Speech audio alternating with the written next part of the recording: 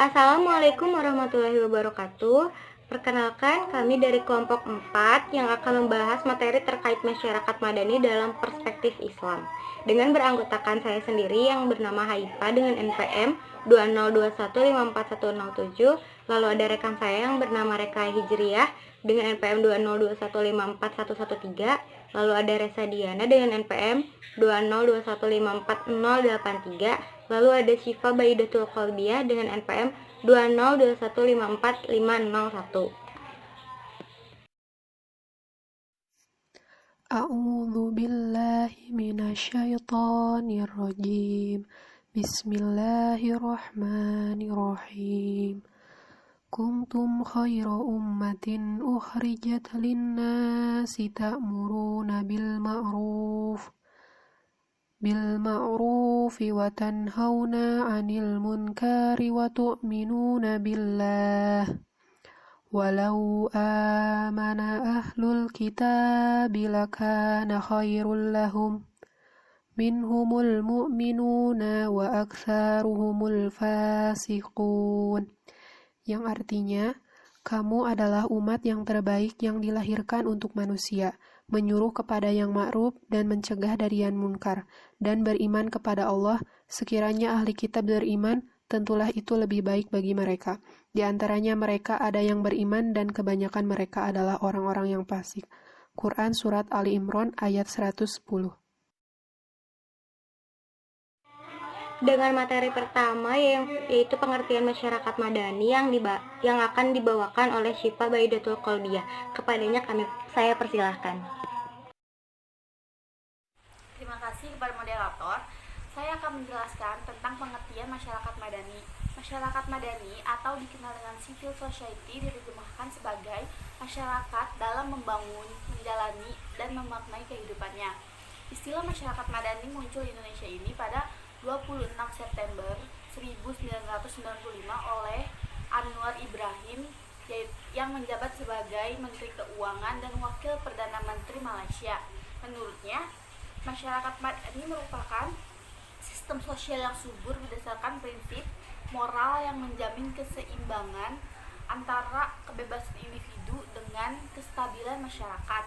Sementara cendekiawan Muslim Indonesia, Nurholis Majid, memandang bahwa masyarakat madani dalam perspektif Islam bukan terjemahan dari civil society, karena dari segi bahasa ada kesalahan dan karakternya berbeda dengan apa yang dibangun oleh Rasulullah di Madinah pasca hijrah. Jadi wacana masyarakat madani yang dilontarkan oleh Nurholis Majid ini yang sering dikenal oleh bangsa kita. Kemudian istilah dari Nurholis Majid ini sering digunakan oleh Haji Emil Salim yang sempat mencalonkan sebagai wakil presiden pendamping B.J. Habibie. Menurutnya, masyarakat madani sangat identik dengan masyarakat kota yang mempunyai perangai dinamis, sibuk, berpikir logis, berpola hidup praktis, berwawasan luas, dan mencari-cari terobosan baru demi kehidupan sejahtera. Jadi masyarakat madani adalah suatu konsep masyarakat yang mempunyai sifat secara universal sehingga diperlukan penyesuaian. Jika di Indonesia ingin memakai konsep tersebut, maka diperlukan langkah-langkah yang sistematis agar dapat merubah kebiasaan, pemahaman, dan pola hidup masyarakat itu sendiri. Sekian, terima kasih. Terima kasih kepada Syifa Baidatul Qalbiyah. Selanjutnya materi terkait masyarakat madani dalam perspektif Islam yang akan dibahas oleh saya beserta rekan saya yang bernama Reka. Kepadanya saya persilakan. Masyarakat madani dalam perspektif Islam terbagi menjadi 4 poin. Yang pertama adalah ummatun wahidah. Ummatun wahidah adalah suatu umat yang bersatu berdasarkan iman kepada Allah Subhanahu wa taala dan mengacu kepada nilai-nilai kebijakan. Umat tersebut tidak terbatas kepada bangsa di mana mereka merupakan bagian, arti umat mencakup pula seluruh manusia. Poin kedua adalah ummatun wasatan. Dalam Al-Qur'an surat Al-Baqarah ayat 143 dijelaskan bahwa Kualifikasi umat yang baik adalah ummatun wasatan, yang berartikan dasar pertengahan atau moderat, berlaku adil. Konsep posisi tengah atau umatan wasatan ini menjadi manusia mampu memadukan aspek material dan spiritual dalam kehidupan sehari-hari. Materi selanjutnya saya persilakan kepada Reka Hijriah. Terima kasih kepada Syifa Baidatul Qalbiah. Selanjutnya materi terkait masyarakat madani dalam perspektif Islam yang akan dibahas oleh saya beserta rekan saya yang bernama Reka. Kepadanya saya persilakan. Baik, terima kasih kepada moderator yang telah mempersilahkan saya untuk melanjutkan materi masyarakat madani dalam perspektif Islam. Langsung saja yang ketiga ada khairu ummah. Istilah khairu ummah dapat ditafsirkan sebagai umat terbaik atau umat yang unggul. Istilah khairu ummah ini hanya sekali disebutkan dalam Al-Quran surat Ali Imran ayat 10. Pada ayat tersebut dijelaskan bahwa kaum muslimin adalah umat terbaik yang membawa tugas untuk menyeru kepada amar ma'ruf dan mencegah nahi munkar, serta beriman kepada Allah Subhanahu wa Ta'ala. Dengan memperhatikan ayat itu juga, kita dapat mengetahui bahwa Al-Quran sebenarnya telah memberikan ciri-ciri yang dijelaskan sebagai tugas dari manusia secara individual maupun dalam bermasyarakat. Jadi istilah khairu ummah ini dalam pengertian masyarakat unggul adalah bentuk ideal sebagai masyarakat Islam yang ditunjukkan dalam identitas sebagai muslimin dengan integritas keimanan, kontribusi positif terhadap manusia lainnya secara universal, dan perjuangan pada kebenaran dengan aksi amar ma'ruf dan nahi munkar. Yang keempat ada baldatun thayyibatun. Istilah baldatun thayyibatun dapat ditafsirkan sebagai negara atau daerah yang baik. Kata baldatun berasal dari kata balad yang artinya sebagai tempat sekumpulan manusia yang hidup. Kata baldatun thayyibatun hanya terulang sekali dalam Al-Quran, yaitu Quran surat Saba ayat 15. Istilah baldatun thayyibatun sebetulnya lebih mengarah kepada pengertian yang menunjukkan tempat, jadi bukan pada orang ataupun masyarakat. Namun, hal ini harus dimunculkan pada masyarakat madani dengan alasan baldatun thayyibatun adalah sebuah tempat yang di dalamnya terdapat masyarakat yang ideal, terbaik, dan unggul.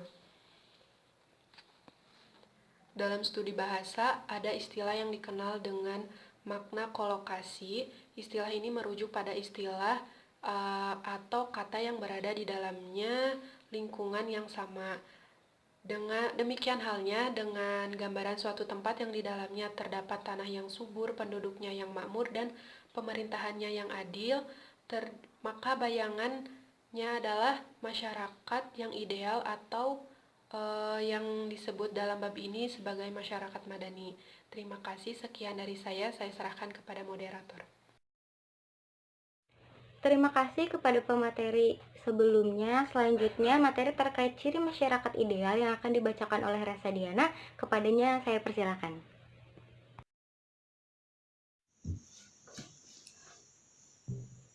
Baik, terima kasih kepada moderator yang telah mempersilahkan saya untuk menjelaskan tentang ciri masyarakat ideal. Ciri masyarakat ideal dapat kita ketahui dalam firman Allah Subhanahu wa Ta'ala, yaitu Quran surat Ali Imran ayat 110 yang memiliki arti, kamu adalah umat terbaik yang dilahirkan untuk manusia, mengajak kepada yang ma'ruf dan mencegah dari yang munkar, dan beriman kepada Allah Subhanahu wa Ta'ala. Sekiranya ahli kitab beriman, tentulah itu lebih baik bagi mereka. Di antara mereka ada yang beriman, dan kebanyakan dari mereka adalah orang-orang yang fasik. Quran surat Ali Imran ayat 110. Dari ayat tersebut dapat kita ketahui bahwa ciri masyarakat ideal yaitu ada 3, amar ma'ruf, nahi munkar, dan beriman. Langsung saja ke pembahasan yang pertama, yaitu ciri masyarakat ideal yang pertama ada beriman. Masyarakat ideal menurut Al-Quran adalah sebuah kondisi masyarakat yang mempunyai fondasi keimanan yang kokoh kepada Allah Subhanahu wa Ta'ala. Hal ini sudah kita ketahui dalam firman Allah Subhanahu wa Ta'ala, yaitu Quran surat Ali Imran ayat 110. Beriman ini diposisikan pada posisi ketiga untuk menjadi syarat-syarat menjadi masyarakat ideal. Adapun nahi munkar dan amar ma'ruf menurut Harun Nasution merupakan pintu keimanan serta yang memelihara keimanan tersebut. Keimanan yang dimaksud dalam hal ini adalah keimanan yang diajarkan Al-Quran dan hadis Nabi Shallallahu Alaihi Wasallam yang akrab kita sebut dengan rukun iman yang memiliki 6. Yang pertama, beriman kepada Allah Subhanahu Wa Taala. Yang kedua, beriman kepada malaikat-malaikat Allah Subhanahu Wa Taala. Yang ketiga, beriman kepada kitab-kitab Allah Subhanahu Wa Taala. Yang keempat, beriman kepada Rasul Allah Subhanahu Wa Taala. Yang kelima, beriman kepada hari akhir. Dan yang keenam, beriman kepada qada dan qadar Allah Subhanahu Wa Taala. Ciri masyarakat yang diidealkan oleh Al-Quran adalah sebuah masyarakat yang di dalamnya adalah orang-orang yang sepenuhnya beriman. Keharusan beriman ini bukan hanya dalam kehidupan individu, namun kita juga harus beriman dalam kehidupan bermasyarakat.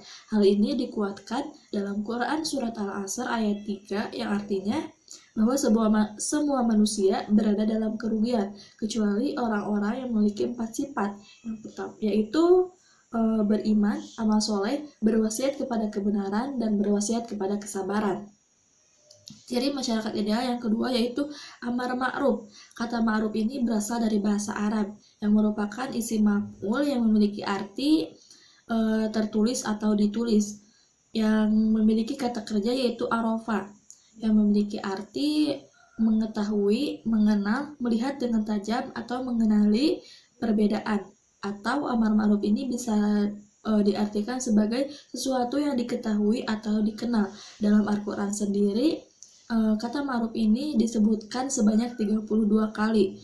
Dalam penyebutannya ini memiliki konteks tertentu. Namun, dalam penyebutannya ini selalu tertuju kepada kebaikan.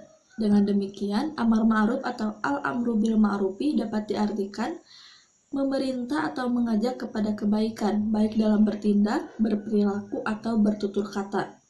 Salah satu yang harus diperhatikan dari istilah ma'ruf yang disebut dalam Al-Quran adalah suatu nilai kebaikan. Kebaikan ini merupakan dapat dibuat dari sebuah kesepakatan dari anggota masyarakat yang dibuat untuk kepentingan bersama. Kesepakatan tersebut dalam bentuk lain dapat berupa sebuah peraturan perundang-undangan yang harus dilaksanakan pada suatu masyarakat. Ciri yang ketiga untuk memenuhi ciri masyarakat ideal yaitu nahi munkar.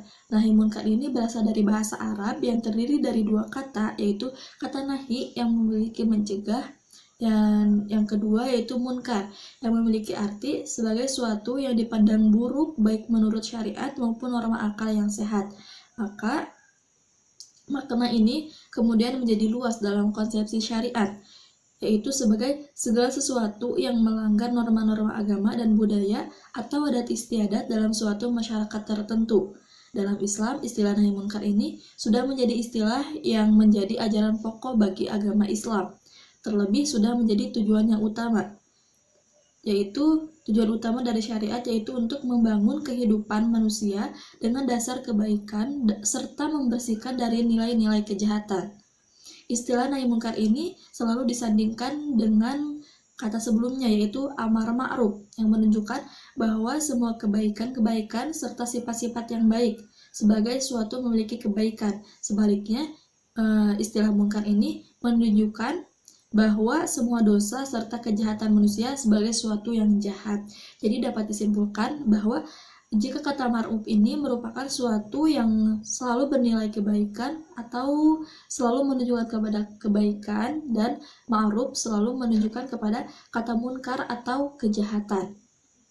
Namun, jika disandingkan dengan kata amar ma'ruf dan nahi munkar, jika amar ma'ruf ini selalu mengajak kepada kebaikan dan kata nahi munkar ini selalu